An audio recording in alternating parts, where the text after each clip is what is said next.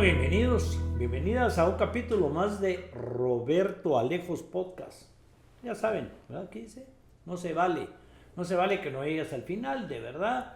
Este no es un programa para adquirir conocimiento del que está aquí del otro lado del micrófono, sino tratamos de hacerlo lo más didáctico posible. Aceptamos que nos cuesta ser neutrales por nuestros temas políticos, ideológicos, pero la idea es esa. Por lo tanto, no se vale que no lo comparta, que no presione ahí la campanita para que le avise cada vez que subimos un capítulo. Y ahora pues que se acabó el Mundial con España campeón, pues no hay pretexto para regresar a este aprendizaje político. La verdad es que el día de hoy, lamentando y disculpándonos que tuvimos que suspender nuestro evento mensual, el Club de Lectura con Alfonso Portillo, lo fuimos atrasando por el Mundial, y ya cuando llegó el día tuvimos que suspenderlo. Ustedes saben que íbamos a dialogar sobre el libro de Edgar Ortiz, ¿verdad? Y entonces, pues qué mejor que tener a Edgar aquí en persona para poder platicar sobre su libro, o sea, parte del Club de Lectura, pero nos podemos ir un poquito más allá del libro de Edgar, ¿verdad? Pues Edgar Ortiz, un amigo de la casa, ¿verdad? Abogado y notario con qué cantidad de estudios, maestrías, incluso vivió fuera un tiempito para poder sacar su maestría tranquilamente y no por correo como es la costumbre ahora en el tema, ¿verdad? Ya a niveles de un verdadero constitucionalista, ¿verdad? Dijimos fuera de cámaras aclarar un poco la diferencia entre ser constituyente y ser constitucionalista. Constituyentes, pues los que redactamos la Constitución o los que la firmamos, si querés decirlo de alguna manera, porque muchos estuvimos ahí aprendiendo de los maestros y las maestras que estuvieron ahí, ¿verdad? Aportando un poquito. Y un constitucionalista son los expertos en el tema constitucional, que estudian no solo la Constitución de Guatemala, sino derecho constitucional y lo que eso significa en el mundo, derecho comparado con otras constituciones, que es otro tema importante. O sea, es convertirse en alguien experto, ¿verdad?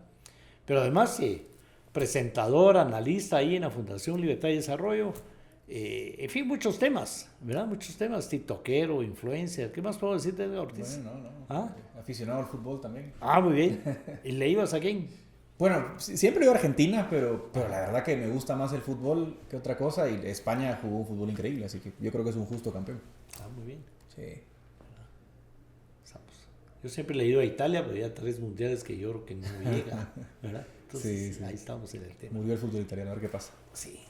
Alguien me decía que el fútbol italiano es muy, muy duro, y desde que está la pantallita para revisar los golpes y los fouls, le tuvieron que bajar el ritmo, fueron cambiando el tema, y eso pudo haber pasado. Pero vamos a seguir dialtando el fútbol. Aquí estuvimos, por si usted no lo ha visto, por culpa del fútbol, estuvimos entrevistando al nuevo presidente de la CDAG, alguien que sí ama el fútbol, ¿verdad? Sobre este problema del estadio, del Doroteo Guamús, sí, que tiene más de un año de estar tirado, y nos explicó cómo se va a salvar, cómo nos vamos a poner a niveles impresionantes de gramía autorizada por la FIFA, luces autorizadas por la FIFA, y algo también muy importante, y es más de 40 países estuvieron en este mundial. Fue una gran diferencia, pero en el que viene van a haber más de 60 países, sí, ¿verdad? Se va a jugar en 3 países otra vez, van a haber 3 juegos de inauguración, en fin. Hoy sí Guatemala tiene que estar ahí, ¿verdad? Ya veremos. ¿Bien? Yo siempre dije, cuando sea grande, mis nietos van a decir, abuelito, a ver que hoy sí vamos, ¿verdad? Pero parece que no. Pero la esperanza es lo único que se pierde. Edgar, gracias por aceptar la invitación. Vamos a seguir el tema desde una vez del Club de Lectura para el próximo mes. Es exactamente el 12 de agosto, ¿verdad? Tenemos un compromiso con el director, que vamos a ir de Faisán Studio, vamos a salir de viaje, tenemos que estar de regreso el 11 para poder estar ya, o el 12 en la mañana para poder estar en el Club de Lectura, esta vez en Sofos, ¿verdad? Ahí estaremos. Sobre el libro, ¿verdad? La Constitución de la República de Guatemala. Lo que vio decir, lo que es. Pudo ser y lo que es, sí. Ajá, ese es el nombre. Un poquito, hablar un poco del libro, porque digamos el texto, Edgar, pareciera pues que yo no lo quiero comprar porque yo no sé sobre la Constitución, no sé sobre el tema. Entonces, algo que íbamos a comentar y vamos a comentar ahí con Alfonso es que es un libro redactado no para juristas ni para constitucionalistas, sino es para todo el mundo. Sí. Contarnos un poquito de cómo está redactado el libro, qué es el contenido, pero sobre todo para que la gente lo compre y lo lea.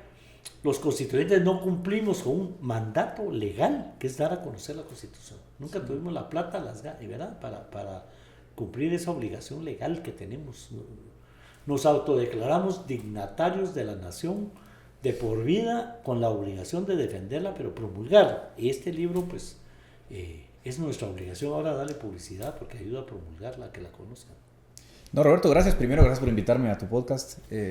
No se vale que no me invites porque hace ratos que no venía al Fora, que estaba haciendo números, hace ratos que no estaba aquí con vos en el podcast. Gracias por invitarme y por leer el libro en el club de lectura con Alfonso. Y bueno, me parece que esto es lo más importante porque en realidad la Constitución, yo siempre les digo que nos dicen desde que somos niños, ¿no? Que hay que leer la Constitución, pero la verdad es que es un documento poco amigable para cualquier persona. Primero porque tiene 281 artículos, es un texto complejo, es un texto legal con jerga, ¿no? Entonces yo no creo que un ciudadano común y corriente pueda leer la Constitución y entenderla. Sinceramente no es fácil, ¿no? Entonces, un poco la idea de este libro fue cómo acercamos la Constitución a la gente. Y lo primero que hay que decir, como bien ya lo adelantaste, es que es un texto pensado para que lo pueda leer cualquier ciudadano, cualquier persona, de cualquier edad, ¿no?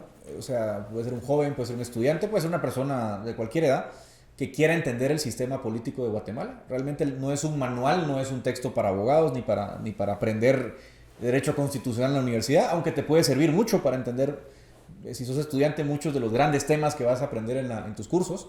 Pero la idea principal es, primero, plantearlo en un lenguaje sencillo, en un lenguaje asequible para todo público.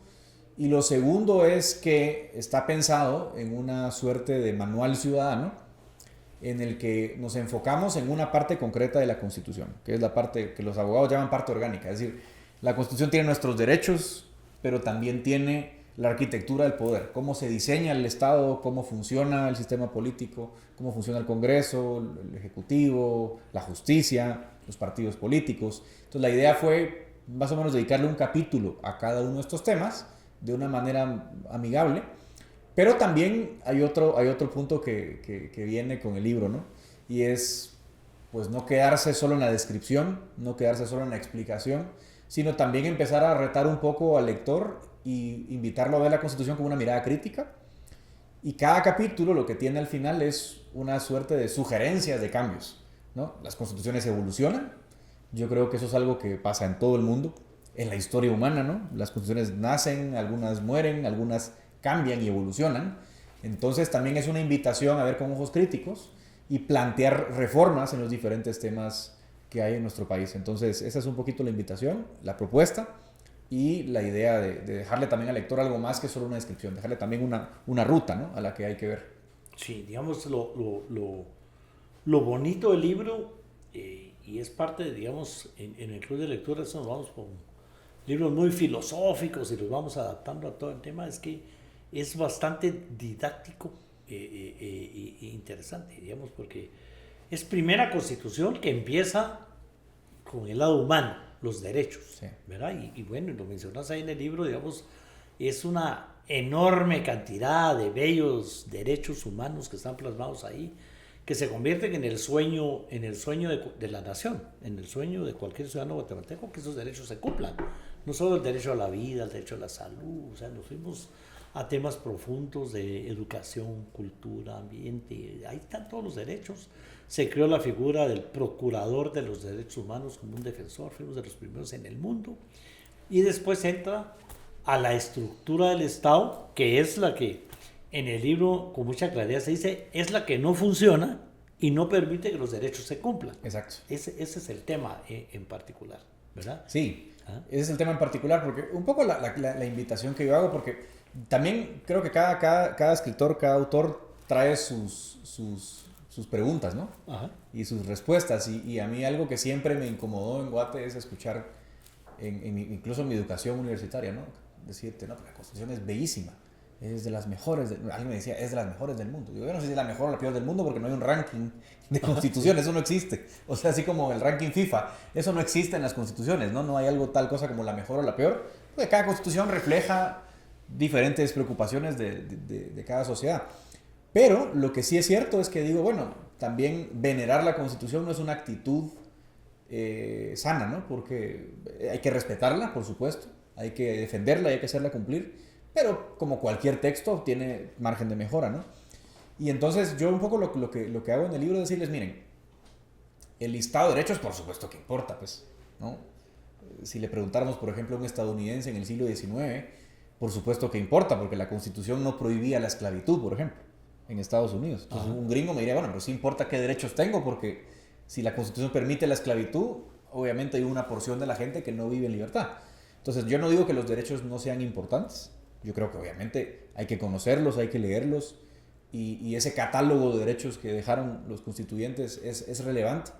Pero el problema más importante, creo yo, es entender que los derechos, sin un aparato público capaz de hacerlos cumplir, son papel mojado. Ajá. Que es la realidad que nosotros vivimos hoy, ¿no? Papel mojado, me gusta. Es papel mojado, o sea, mi libertad de expresión, a mí el artículo 35, les digo, es uno de los artículos más bonitos de la Constitución, porque le metieron mucha cabeza a ese artículo, por ejemplo. Tenemos una protección en el papel muy fuerte a la libertad de expresión, pero en la práctica tenemos periodistas exiliados en la cárcel, tenemos autocensura. Y que se había terminado, ¿verdad? Al principio, digamos, una libertad de expresión, se estrenó, cambió, la gente no lo podía creer, pero digamos ahora no es como antes de que los periodistas aparecían muertos. Exacto. Así de claro. Hoy igual no aparecen porque están exilados, encarcelados, en fin. Bueno, y les pongo ejemplos concretos. Por ejemplo, yo creo que lo alcancé a escribir todavía en el libro porque estaba aún en proceso el caso, pero les digo, miren, hubo 12 periodistas de lo que fue el periódico, ¿no? 12 periodistas de lo que fue el periódico. Periodistas y columnistas que estaban siendo procesados por el Ministerio Público anterior, el de Consuelo Porras. Por cierto, hay que reconocerle al nuevo fiscal general que retiran ese caso, o sea, sí, cierran ese caso, por cierto. Pero ellos estuvieron procesados no por actitudes fuera del periodismo. Estaban procesados porque, según el Ministerio Público en ese momento, el contenido de sus columnas de opinión y el contenido de sus reportajes era obstrucción a la justicia. Yo digo, pero si el artículo 35 es tan claro, ¿qué es lo que está pasando? Y la respuesta a lo que está pasando es que el aparato público, el sistema de justicia, estaba pasando por encima de la Constitución. Y entonces, si no tenés un aparato, ¿verdad?, una arquitectura institucional sólida, independiente, que proteja tus derechos, como te decía antes, es papel mojado. Y esa creo que es un poco la lección que tenemos que aprender. Y creo que lo hablamos fuera de micrófonos, ¿no? Que tampoco es una... para que no se malinterprete, no es un libro que pretende crucificar a la Constitución, porque esa no es la idea. Ni es una crucifixión a la Constitución, ni es una condena a la constituyente, no, es entender que la Constitución nació en un contexto particular, con unas preocupaciones muy puntuales de la época, que vos conoces bien, pero que obviamente, como cualquier texto, en el tiempo nacen problemas nuevos. Hace 40 años no teníamos problemas de narcotráfico, de crimen organizado como los tenemos hoy. Eran otras las preocupaciones. Y entonces hay que ir entendiendo que los textos también evolucionan y requieren cambios, ¿no? La cooptación del Estado, digamos, era un tema que no nos pasaba por la mente, porque no había Estados, vivíamos bajo una dictadura, ¿verdad? Aunque se enojen algunos países, digamos que era sí, gobiernos dirigidos por militares, porque no necesariamente eran golpes de Estado, sino producto de fraudes electorales, de la forma que se manejó.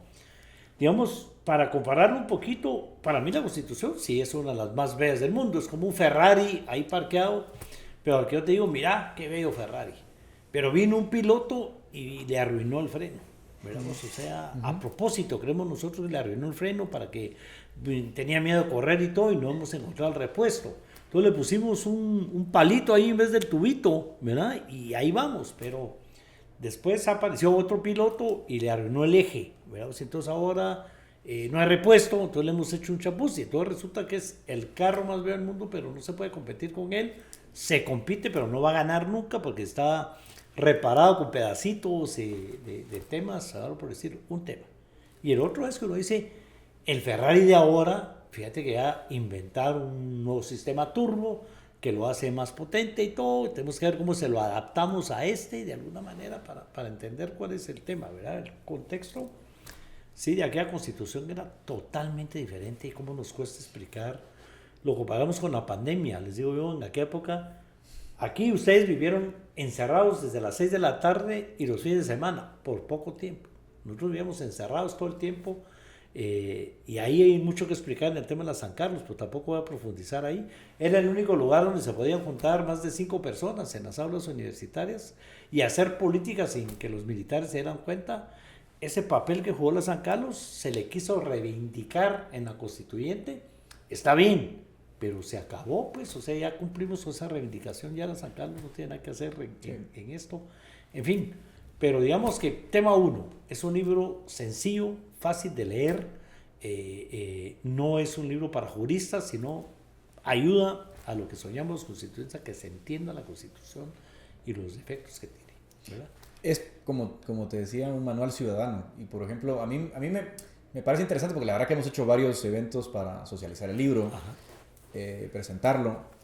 Y bueno, incluso con estudiantes de Derecho yo siempre preguntaba ¿de qué año es la Constitución? Cosas muy básicas y la gente a veces se queda como, no lo sabemos. A veces también hay un vacío en nuestra formación cívica. Yo creo que es un poco herencia de nuestro conflicto armado, ¿no? Que todavía hablar de ese periodo es un poquito incómodo.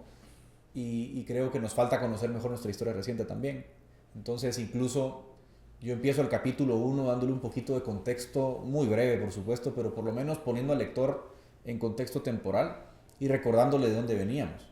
Porque eso yo creo que es una forma de hacerle justicia a la Constitución también, ¿no? Es un texto sencillo, pero también es un texto que le va a recordar al lector, mire, de dónde veníamos. ¿No? Veníamos de dictaduras militares. Y tratamos de transitar a una democracia inconclusa como la que tenemos hoy, pero fue un avance, ¿no? Fue un avance importante. Pero también busca decirle al ciudadano, mire, sí, todos sabemos que hay un Congreso, todos sabemos que hay una Corte Suprema de Justicia, que hay una Corte Constitucional, pero realmente rara vez un ciudadano entiende qué hace el Congreso, cómo se elige, cómo funciona internamente. De una forma simple, la justicia, ¿no? Cómo no funciona. Hoy la justicia se volvió un tema, yo te diría, casi de primer orden, ¿no? Que no suele ser común en ningún país. Ajá. Y entonces también explicarle a la gente, mire, la justicia no funciona por esto, ¿no? Y explicarle un poquito cómo está diseñada la justicia en nuestra Constitución con las reformas del 93, 94, dicho sea de paso, porque esa parte se reformó bastante después del Serranazo. Más de la cuenta. Más de la cuenta. Y explicarles, miren, esto es lo que pasa. Y así está pensado el sistema de justicia, así lo hacen en otros países, por eso no funciona.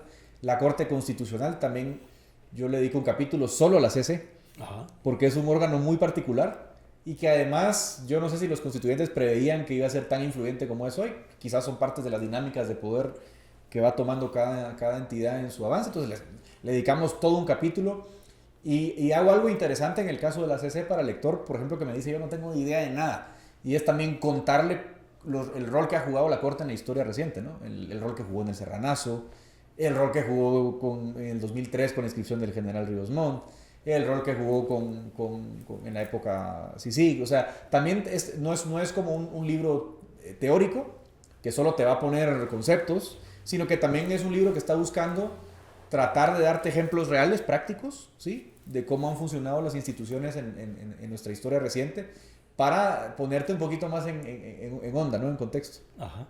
Bueno, yo, por supuesto, totalmente recomendable el libro, o no tuviéramos a Edgar de invitado, y sí, la verdad que hay ratos que no lo invitábamos, ¿verdad? Pero sí, digamos, sí hay un vacío enorme en conocimiento de la Constitución, no se diga, sino de cómo funciona el Estado. Y es que la población tiene precisamente esos derechos constitucionales que no se cumplen, son los principales problemas de la población. Ese derecho a la salud, a la educación, ¿verdad? A tener una vida mínima, decente, llevar de comer a la casa, todo lo que está ahí como un sueño, en realidad no funciona porque las instituciones no funcionan. Entonces hay ese vacío enorme sobre qué es la Constitución. Peor que la gente sepa que la reformaron y las reformas fueron catastróficas, sí. que se intentó reformar después para meterle los acuerdos de paz y que la respuesta, la manipulación que hubo y la respuesta de la población fue no, ¿verdad? No, no. Son temas muy difíciles de entender. Lo que sí es que cuando se habla de que hay que reformar la Constitución, hay que hacerle cambios a la Constitución porque no está funcionando, ¿verdad? Entonces, antes los constituyentes nos oponíamos a eso, hoy muchos constituyentes hemos venido trabajando en una reforma que nunca hemos presentado. Han habido muchos intentos, la del consorcio que hablamos alguna vez, hubo una participación ahí de Landívar, San Carlos, así es, y todo se presentó, la firmaron todos los jefes de bloque en nuestra época, y ahí se murió. Un par de gentes que eran parte del consorcio, ellos mismos la parquearon. El Musa Ayau, casi dueño de la Marroquín, presentó una sufumada donde nos volvíamos bicamerales, o sea, de todo se vale, pero los intentos de reformar la Constitución, ahí están. A mí me tocó ir a hablar a Escocia sobre reformas constitucionales fallidas, ¿verdad? Y yo pensaba en las reformas precisamente que hay que hacerle ahora, las que nunca se lograron hacer sobre el tema de seguridad y justicia, ¿verdad? Que ahí están y vamos a platicar de ellas. Y no, era sobre las reformas por los acuerdos de paz, que al final no se cumplió todo lo que se ofreció en la reunión entre secretarios generales de los partidos y los comandantes de la guerrilla, que dijeron que iban a llegar al Congreso, no llegaron, iban a presentar reformas, al final no las presentaron y lo que se hizo pues no sirvió.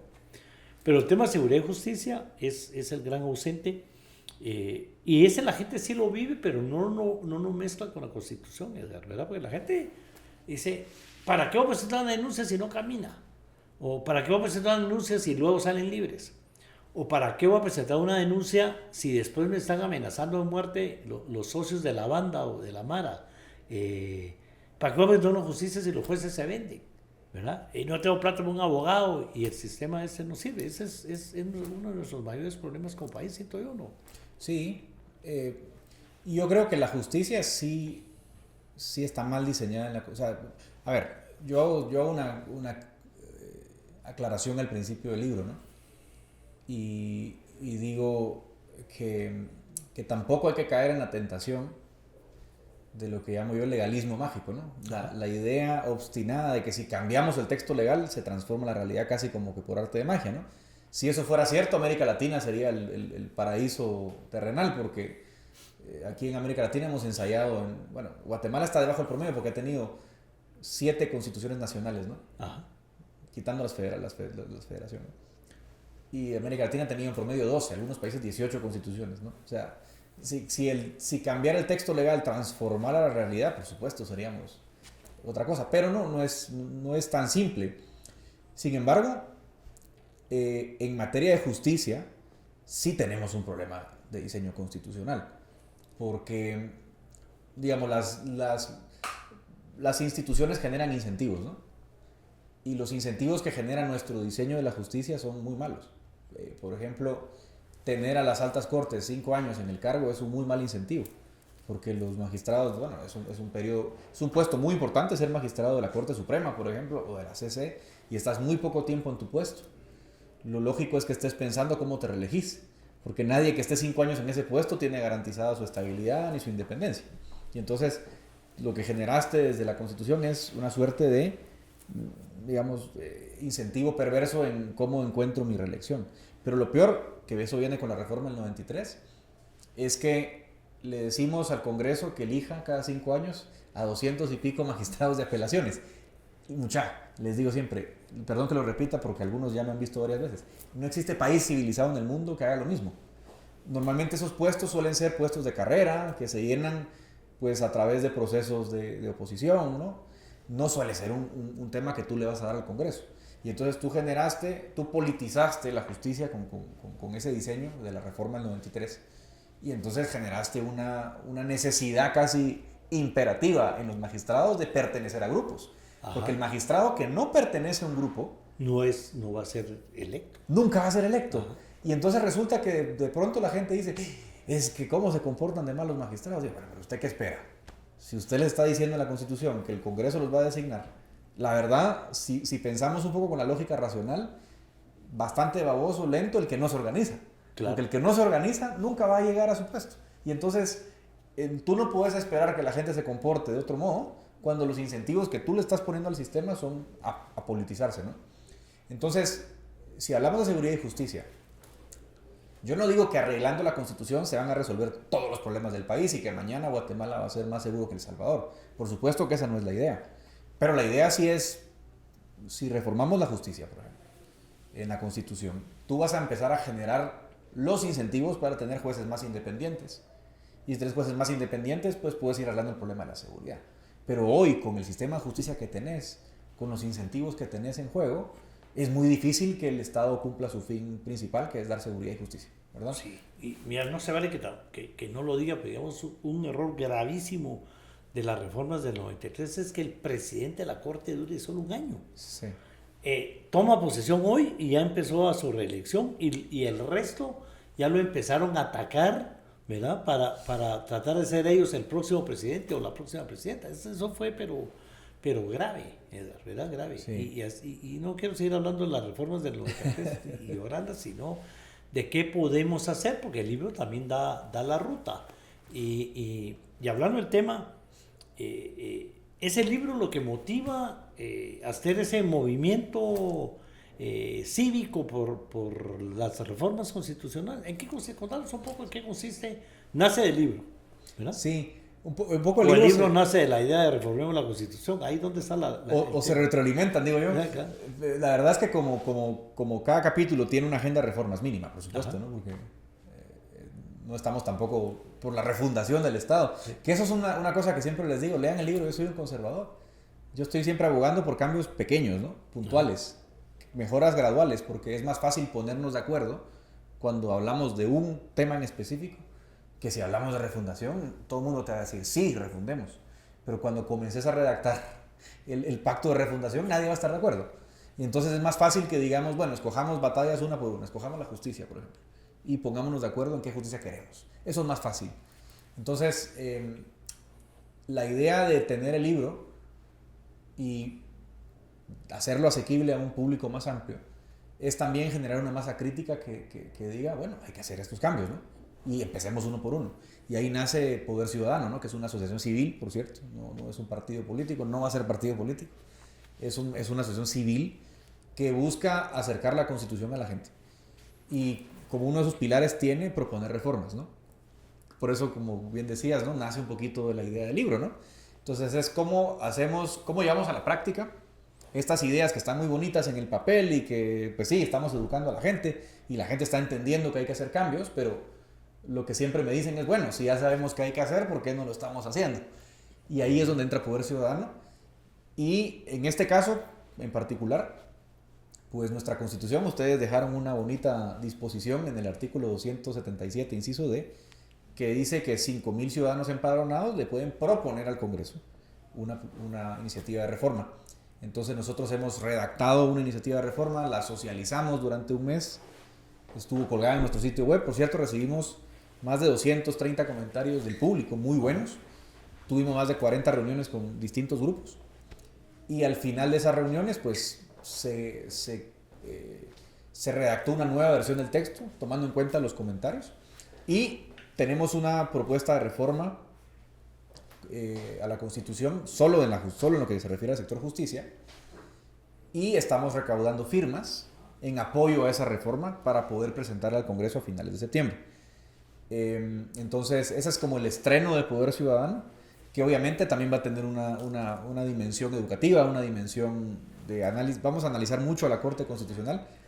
Por supuesto. Ya pronto te vamos a contar, pero vamos a hacer una base de datos sistematizando todos los fallos de la Corte, un poco para también aportar al estudio. Pero hoy, digamos, nuestra preocupación central es mover la reforma. Ya llevamos 4,500 firmas en apenas 2 semanas. ¿Por qué no llevamos más? Les cuento un poco rápido, porque somos muy cuidadosos con las firmas. En los lugares de firmas son los momentos que anunciamos en nuestras redes donde están nuestros voluntarios recogiendo firmas, pero sí verificamos tu DPI, que estés empadronado, llenas un formulario, das tus datos para que nosotros verifiquemos 100% que la persona que firma es quien es, no tener problemas luego de quién firma. Muertos y de muertos, sí. De todo lo demás. Bueno, 5.000 firmas ya cerca, y la idea es llevarlas al Congreso de la República y presionar para que el Congreso entre a conocer las reformas concretas, pequeñas y básicamente sobre el tema de justicia, ¿verdad? Que es lo que nos sirve. Y es que aquí hablamos muchísimas veces de temas como, por ejemplo, otra vez, ¿verdad? La lucha contra la corrupción. Ahí estuvo el montón de gente detenida en la lucha contra la corrupción. La CICIG jugó un papel importante, aunque después la critiquen o después cambió lo que ha pasado. Y ahora libres todos, ¿verdad? O al revés, un montón de gente inocente que también ha sido detenida, juzgada, y los juicios no caminan nunca. En fin, es un tema solo en el tema de la lucha contra la corrupción, no digamos contra la violencia, el robo, la extorsión, todo lo que nos apena para ahí termina de parar en el sistema de justicia, ¿verdad? Correcto. Contame algunas de las propuestas, o contémosle aquí a la gente cuáles serían una de las propuestas. Bueno, esa es una excelente oportunidad porque la gente obviamente pregunta, bueno, está bien, está mal todo, pero ¿qué están proponiendo? Les digo, miren, piénsenlo en función de 3 grandes ideas. La primera gran idea de la reforma es eliminar las comisiones de postulación. O sea, el mecanismo de elegir magistrados a través de comisiones de postulación es una muy mala idea. Yo logré rastrear el origen de las comisiones de postulación y creo que contigo hace años platicamos de eso. Ajá. Y el origen de las comisiones de postulación fue la transición, era un mecanismo de transición. Está bien, o sea, las universidades eran la reserva moral, la San Carlos, etc. Pero digamos, hoy las comisiones de postulación no sirven. ¿Por qué no? Y tal vez, perdona que regrese un paso atrás, porque una crítica que me dicen algunos es, bueno, es muy difícil cambiar la Constitución, cambiemos las leyes ordinarias. Y les digo, no se puede arreglar la justicia sin pasar por la Constitución, porque, por ejemplo, el punto primero de nuestra reforma, quitar las comisiones de postulación, solo lo puedes hacer modificando la Constitución. Para mí es insalvable el modelo. O sea, no puedes rescatar el modelo de comisiones de postulación, porque además nació bajo una premisa que hoy ya no existe. La premisa que existía hace 40 años es que había 4 facultades de Derecho y todas gozaban de reputación. Ajá. Hoy hay 13 facultades de Derecho y muchas no gozan de reputación. Entonces tú no puedes arreglar eso. O sea, los que se sientan en esa comisión no los puedes arreglar. Y lo segundo es que las comisiones de postulación están formadas por los decanos de las facultades de Derecho, miembros del Colegio de Abogados y miembros de la Judicatura. Es un incentivo perverso, ¿no? Porque el colegio se politizan las cortes. Entonces, hay que superar el modelo de comisiones de postulación. Esa es la primera idea. O sea, las vamos a eliminar de todas las elecciones que están en la Constitución. Corte de Apelaciones, Corte Suprema, Contralor y MP. Número 2. Carrera judicial. O sea, lo que no tenemos en Guatemala es carrera judicial. Aunque dice la Constitución, existe la carrera judicial, es mentira. Porque cuando tú sos juez de primera instancia y querés subir a juez de apelaciones, tenés que ir al Congreso. Y eso no es carrera. Eso es un movimiento político. Entonces, la segunda gran reforma, que es carrera judicial, incluye una amputación a los poderes del Congreso muy grande. Y es quitarle al Congreso el poder de designar corte de apelaciones. Que yo creo que es, obviamente, la batalla más dura y para mí más importante de la reforma. Porque es quitarle hoy al Congreso el poder de poner... Hoy hay 60 salas de apelaciones. O sea, hoy el Congreso te pone 240 magistrados de apelaciones. Ese poder le estamos quitando al Congreso, ni más ni menos. Esa para mí es como el terremoto de la reforma, porque vas a convertir puestos políticos en puestos profesionales, ¿no? O sea, la gente que quiera llegar a ese puesto tiene que pasar un examen, una evaluación. Y tener carrera, empezar ¿verdad? Exacto. Y haber empezaba uno en la facultad ahí para que te exoneraran de los casos como pasante en un juzgado, tal vez conseguías que te pusieran de oficial, en fin, de comisario, llegar a ser juez de paz, que no se necesitaba ser abogado para ser de juez, y ir creando la carrera realmente como debe ser, la experiencia, la calle. Esa es para mí el segundo elemento de la reforma. Así como lo describiste, ir subiendo. O sea, que los jueces vayan haciendo una carrera, ¿verdad? Y no lleguen porque el Congreso los puso. Hoy tenés una infinidad de magistrados de apelaciones que pues, llegaron porque el Congreso dice. Claro, y nunca habían estado en tribunales. Nunca. Bueno, eso nos lleva a la tercera, para mí el tercer gran elemento que estamos proponiendo cambiar. y es que también hacemos algo bastante inconveniente, por decirlo elegantemente, en Guatemala, y es que somos uno de los poquitos países donde primero los magistrados de las Cortes Altas, Corte Suprema, Corte Constitucional, cambian todos de un solo golpe. O sea, cada 5 años se van los 13 y entran 13 nuevos. Eso es un shock al sistema muy grande y es un pésimo incentivo porque la corte que tú elegiste en un momento refleja la mayoría parlamentaria de ese momento. Y entonces tenés las cortes que tenés porque fue el consenso del Congreso en ese momento particular. Entonces la propuesta nuestra es, miren, primero muy poquito tiempo, 5 años. A la CC démosle 8 años de duración y a la Suprema 12, pero reemplacemos a las cortes por tercios, ¿no? Entonces cambiamos 4 cada 4 años o 3 cada 4 años, pero no vamos a cambiar de golpe a toda la corte. Y entonces, cuando hagan las designaciones en el Congreso van a ser más cuidadosos porque saben que la persona que están poniendo ahí va a estar mucho tiempo. Y esa persona va a trascender el periodo del diputado que lo nombró. Entonces, los incentivos empiezan a cambiar. Y lo otro es que le subimos el umbral al Congreso. Todas las designaciones de Corte Suprema, de CC, se tienen que tomar por mayoría calificada. ¿Sí? Un poco para que sí haya un consenso fuerte de que la persona que estás nombrando, bueno, se consensuó en el seno del Congreso. Y también tiene un mecanismo antibloqueo. Es decir, el Congreso al final solo elige de las nóminas que le manda, en el caso de Corte Suprema, un consejo de la carrera judicial, por ejemplo. Le manda una propuesta, si hay que elegir 4 vacantes, le manda 12 nombres. Ajá. El Congreso tiene que escoger a 4 de esos 12. Si no se pone de acuerdo en 3 meses, se sortea. Y entonces sorteamos y decimos, bueno, los 12 que vienen ya vienen filtrados, son gente, sí. Los 12 son competentes. Si el Congreso no tiene capacidad de consenso, no podemos dejar acéfala a la Corte. Y entonces vamos a hacerlo por sorteo, ¿no? Entonces es un poquito motivar el consenso en el Congreso y si no, pues va a ir por sorteo, pero nos quedamos con una corte que viene filtrada, ¿no? por mecanismos objetivos. Y en el caso de la CC, convertirla de 5 a 10. Es decir, eliminar la figura de los suplentes, ya no existen suplentes. Hay 10 miembros de la Corte. Esos 10 miembros de la Corte se parten en 2 cámaras. Ahora hay 2 cámaras que van a estar atendiendo a la gente con más celeridad porque 2 cámaras trabajan obviamente a un ritmo más eficiente que una.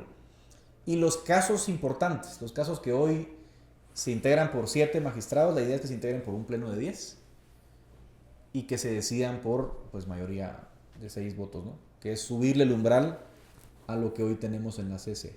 Cuando me dicen como crítica, mire, pero lo que queremos es quitar la CC, ¿por qué sube usted el número? Le digo, primero lo estoy subiendo porque hoy hay 5 titulares y 5 suplentes. Pero lo segundo, que es bien importante, Roberto, es que si tú tenés una corte de 10 en lugar de una corte de 5, el valor de cada magistrado cae.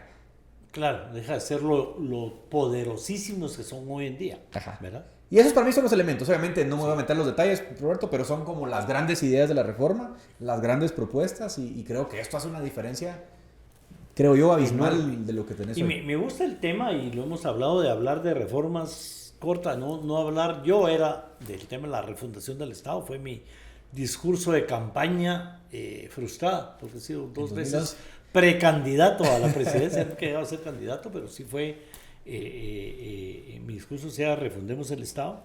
Para Catalina Soberanis, y ahora yo lo sostengo, la refundación del Estado se dio con la nueva constitución del 85 y lo que hay que hacer ahora pues es ver que esa refundación funcione, ¿verdad? En un Estado.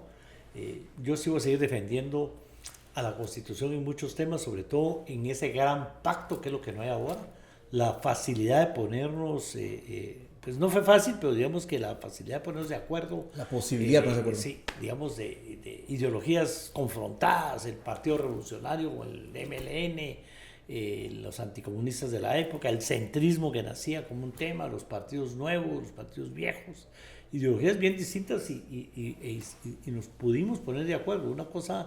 Un ejercicio que no se ha vuelto a repetir y que se debiera de ser parte de nuestra cultura. El diálogo y la negociación, lo insisto en ese tema y de verdad no se vale que no insista en el diálogo, pero para negociar, ¿verdad? Y en este caso.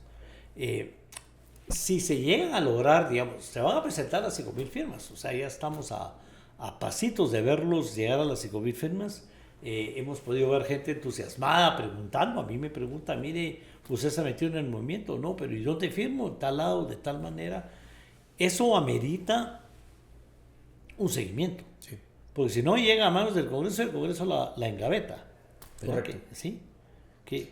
¿Cuál es el plan? Bueno, mira, primero seguir creciendo, ¿no? Porque creo que al final el punto que haces cuando hay muchas más firmas de 5,000 es poderoso. O sea, yo creo que el mensaje, las firmas más allá del mínimo legal de 5,000, por eso me dice la gente, ya tiene 5,000, deje de recoger firmas, preséntelas. Les digo, no. Porque la idea es que esto se socialice, se conozca, que haya cada vez más gente que lo haga propio y que diga, bueno, esta reforma me parece una buena idea. Porque eso es una señal para los diputados luego de que es un tema que tiene importancia. Si no, vos sabes que la agenda en el Congreso, si no, te queda en un segundo plano, ¿no? Pero lo otro es recordarles que por los tiempos, porque esto va a llegar al Congreso el 28 de septiembre, esa es la fecha en la que planeamos caminar del parque hasta el Congreso a entregar la propuesta con quienes quieran llegar ese día. La idea también es que por los tiempos, vos sabes, bueno, ir a la Comisión de Legislación y Puntos Constitucionales, no sé si harán audiencias o no, yo no sé qué va a hacer la comisión. Lo cierto es que entre que dictamina y demás vamos a llegar a 2027. Y lo que va a pasar en 2027 es que hay elecciones. Y entonces ahí se activa la segunda fase de nuestro movimiento, en el cual vamos a empezar a preguntar a los candidatos, bueno, ¿usted se quiere reelegir al Congreso? ¿Va usted a apoyar la reforma, sí o no? Tal vez no, sí, no hay medias tintas. Entonces vamos a hacer un mapa de aliados y opositores a la reforma y vamos a plantearlo como un tema que tiene que ser discutido en la campaña. Será pregunta de campaña, no solo para los diputados que quieran reelegirse, sino para candidatos y candidatas que quieran llegar. Pero va a llegar usted a promover las reformas, va a ser parte de esa reforma del Estado. Muy bien. Y ese es un poco el plan, porque al final, en política, pues, bueno, como en todo, ¿no? Ajá. Lo que pesa es el interés propio. Y el único interés propio que tiene el político es su elección. Sí. Entonces queremos convertirlo en un tema de campaña para que se posicionen y eso tenga un impacto luego en la agenda legislativa, ¿verdad? No es fácil, yo sé que no es fácil, no te garantiza nada, pero bueno, en la lucha la tenemos que hacer nosotros y como ciudadanos hacer el punto y abrir la conversación y presentarla y hacer la lucha durante las elecciones. Bueno, para los que hemos estado criticando, mire, participe, no solo critique, pele, suba críticas a las redes, deje de estarnos criticando a los políticos de antes, bueno, me considero vigente todavía, pero digamos, ese tema de no a la vieja política, yo creo que fue grave, nos causa mucho tema porque lo que llevó es un montón de gente inexperta, o hay gente que dice, yo quiero ser candidato porque no soy político, qué terrible, ¿verdad? Claro. Eso era antes del conflicto, decía, no sé por qué lo mataron si él no era político. O sea, ese era el tema. Y hoy en día sigue siendo un discurso no válido. Es decir, sí. yo no soy político, pero quiero llegar a ser diputado. En la vida todo es política, pero política partidaria es necesaria. Participen es necesario y aquí se abre una buena oportunidad. Desde llegar a firmar, acompañar en la presentación, después presionar.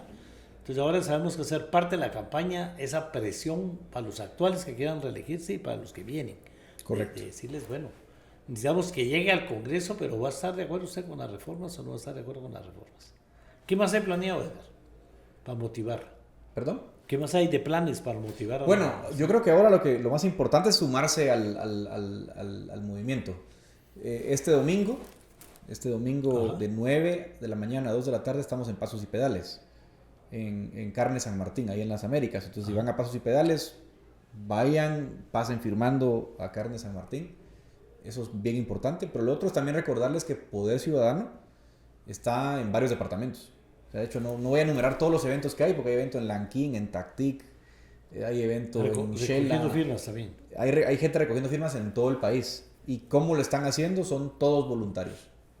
Todos son voluntarios, ¿no? Como dijo Javier Milei, no hay plata. No hay plata. No hay plata, dijo cuando asumió. Sí. No hay plata, pero sí hay muchas ganas de participar.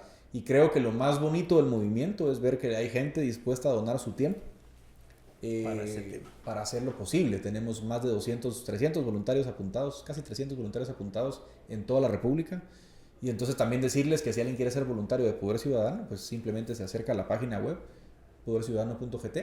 Hay un formulario para anotarse como voluntario y todo es trabajo de ellos. Al final los capacitamos, les damos el material, que son unos folders muy chiquitos y unos gafetes de identificación y ellos son los encargados de hacer esto posible. Entonces, si hoy estamos en varios puntos de la República recogiendo firmas, es porque hay gente voluntariando. Entonces la invitación también es a la gente que quiera ser parte, sumarse. Porque creo que también, y les digo, no me lo van a negar luego de ser voluntarios, es muy bonito también separarte, irte a pedir firmas, ver lo difícil que es, porque no es fácil, y conversar con la gente, y que la gente te cuente por qué está firmando, y hay unas historias increíbles que vas a ir conociendo. Entonces creo que también para la gente que me pasó esto, ya tuve esta experiencia, yo creo que la justicia cambie, ¿verdad? Sí. Para mí, sobre todo, lo importante es participar, que la gente se sienta parte de la administración del Estado, que es lo que no hemos logrado, ¿verdad? Porque la gente tiene tantas necesidades que no insistir en eso, que no quiere formar parte de un cambio en la forma de administrar el país, y esto es sumamente importante. Este poder ciudadano, digamos, porque aceptemos, Edgar, que digamos en el caso de Goyo, Saavedra y tuyo, que los he tenido aquí, no solo por el papel que habían jugado en los medios antes, pero digamos, esa victoria que hubo en las comisiones de postulación, primero en el Colegio de Abogados, para romper un esquema, después en las comisiones de postulación, los resultados que hubo, que fueron marcando un cambio, una diferencia. De ahí viene, esa es la misma gente, es el mismo equipo. Hay muchos, Goyo no está en este momento en Poder Ciudadano, porque él está en otros proyectos ahora que pronto conocerán, pero algunos miembros del colegio están participando en Poder Ciudadano, algunos, pero yo creo que creció mucho más allá de lo que fue el colegio, ¿no? Ajá.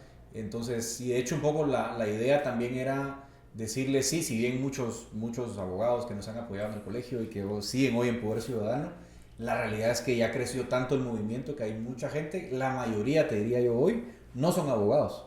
Eso es lo más bonito, ¿no? Como ver que creció fuera de la caparazón de los abogados y que tenemos un grupo mucho más grande. Por supuesto, seguiremos siempre en las luchas gremiales, ¿no? Porque el gremio es importante, hay que rescatarlo, pero también decir que esto creció mucho más allá del gremio. Bueno, qué interesante, porque realmente digamos que sí fue lo que inspiró. Bueno, ahí está, miren, en serio, no se vale no participar, porque es que metiéndose primero a ver cómo cambiamos el colegio de abogados, cómo se cambian los representantes del colegio en las comisiones de postulación, cómo cambiamos las comisiones de postulación.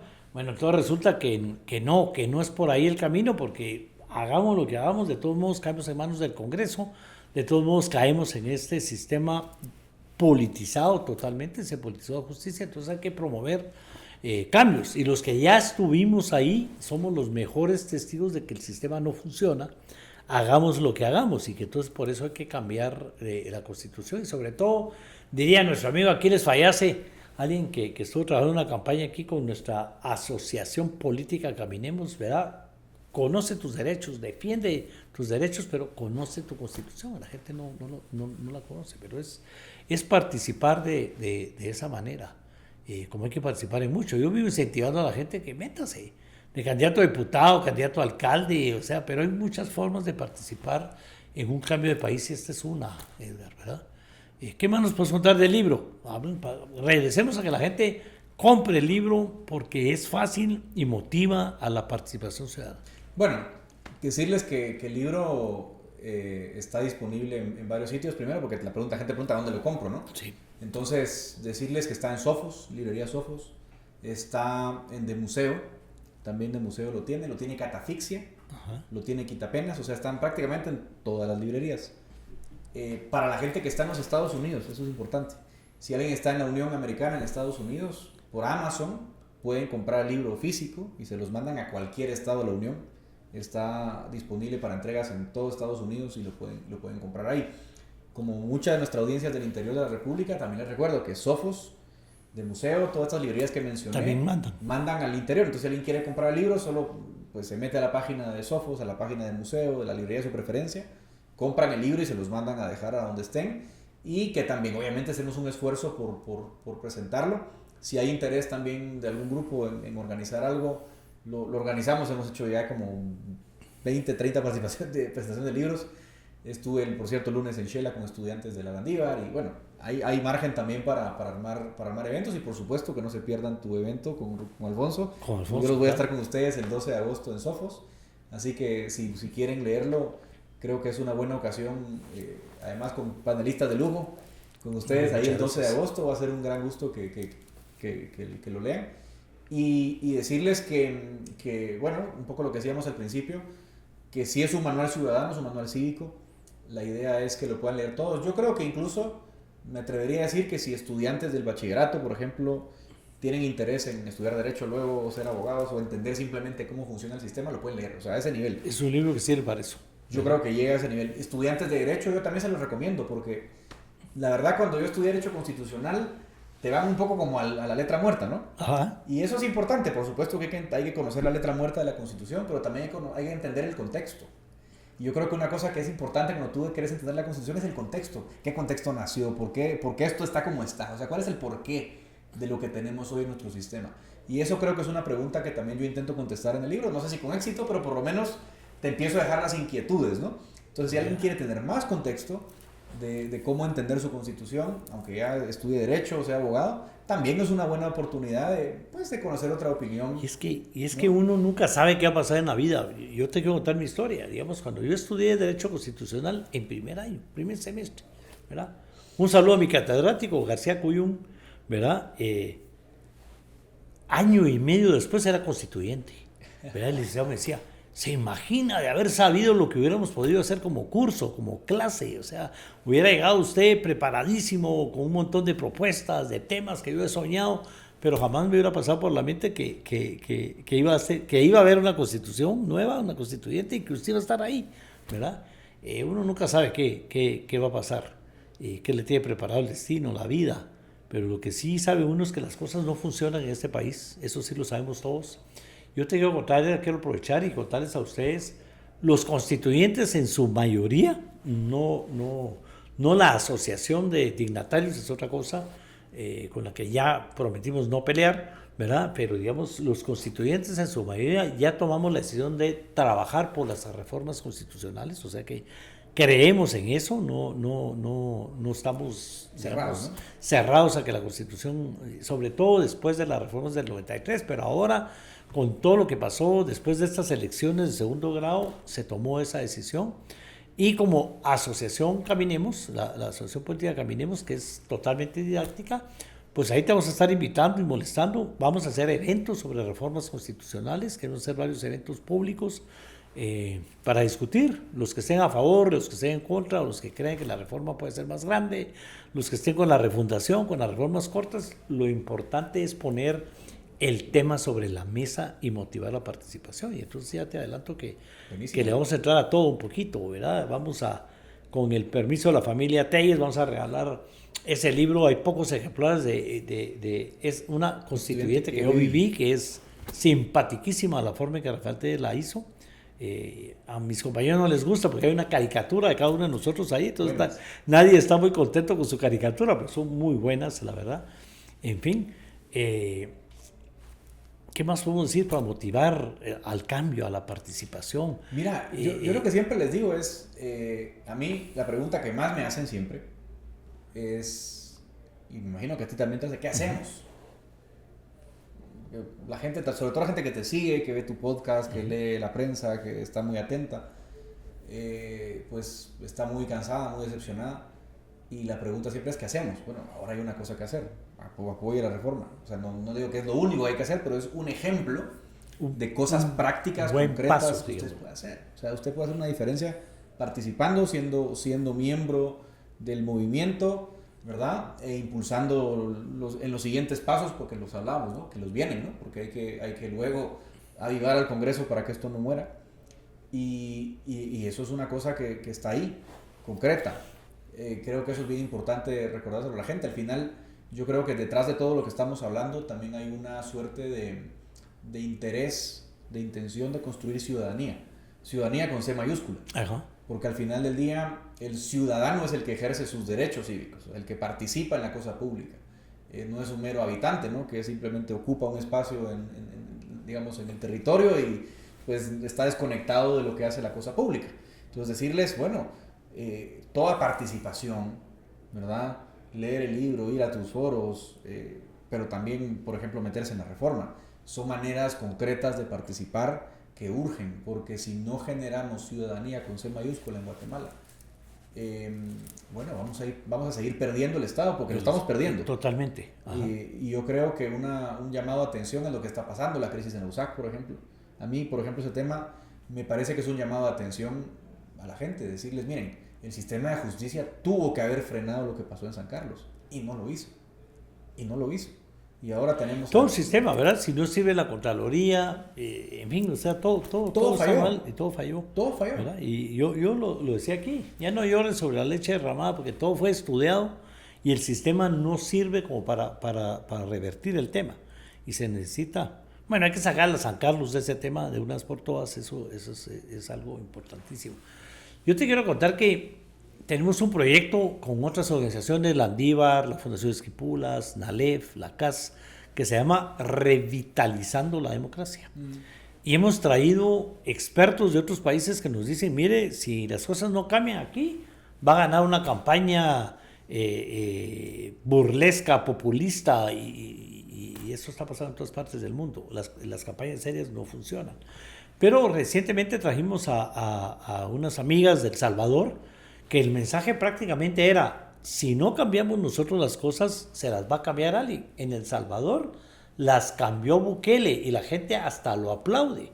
Pero fue Bukele el que dijo, se jubilan todos los magistrados de 60 años para arriba, ¿verdad? Para él meter sus magistrados, ¿verdad? O sea, si la reforma no la hacemos como país, como ciudadanos, la van a hacer los políticos tarde o temprano, para cooptar más el Estado, que es un tema que está pasando en El Salvador y la gente hasta lo aplaude, ¿verdad? Bueno, o México. Que México, mira lo que terminaste con elección popular de jueces. Claro. Es un desastre. No, yo eso no me lo puedo imaginar, cómo la gente va a ir a votar por juez. Imagínate votar por juez de instancia de paz, de Corte Suprema. O sea... Es otro ejemplo. Si el cambio no lo hacemos, los que vivimos estudiando el tema, por presión de la ciudadanía, la clase política lo va a hacer, porque sabe que esto ya tronó, ¿verdad? Sí. Tendrían otra papeleta, ¿se dan cuenta? Una papeleta más que es votar por el juez de su distrito, por su magistrado de su distrito. ¡Qué terrible! No, y te imaginas si se quejan... Si fuera el Estado mexicano. Y a la gente que me dice, no, pero tal vez sería mejor, les digo, miren, recuérdese, todo lo que usted critica de la elección del colegio de abogados, ¿no? Que regalan canastas navideñas, que ponen edecanes... Imagínese eso por 1000, porque si usted va a elegir un juez, créame que la campaña va a ser peor. Sí. Entonces no es una solución, es caer hacia abajo. De hecho, se habla mucho de México ahora, pero realmente el primero en hacerlo fue Bolivia con Evo Morales. También es cierto. Y no funciona, o sea, y de hecho Bolivia está hoy en el último lugar del ranking de justicia civil y penal del índice de Estado de Derecho. ¿Por qué? Porque es un desastre, es una corrupción en la elección de jueces. Pero el punto que creo que estás haciendo correctamente vos es, ya cuando la gente cae en la desesperación porque no cree en nada del sistema, esas propuestas se vuelven populares, porque al final la gente quiere explotar el sistema cuando ve que las cosas no cambian. Claro. Y cuando el político vea de cerca el peligro de que la población nos quiera sacar o algo por decirlo, va a proponer cambios y esos cambios van a ser peor, ¿verdad? Y lo está diciendo un político, sí, ¿verdad? Porque así nos defendemos de los demás. Edgar, muchas gracias, de verdad. Yo espero que haber motivado aquí en los seguidores, ¿verdad? Después del Mundial, que regresen a la parte política, que es importante, ¿verdad? No ofendimos a nadie y esta vez casi no mencionamos a nadie, mencionamos a un montón de gente, pero para bien. Pero si usted se siente ofendido, ya sabe, una tacita de café todo lo arregla. Gracias, Edgar, por aceptar la tacita de café. Edgar toma poco café, les cuento, pero ya vamos a salir. Todos los episodios digo lo mismo. Ya les voy a contar qué café tomo, ¿verdad? Nos vemos. Hasta el próximo capítulo.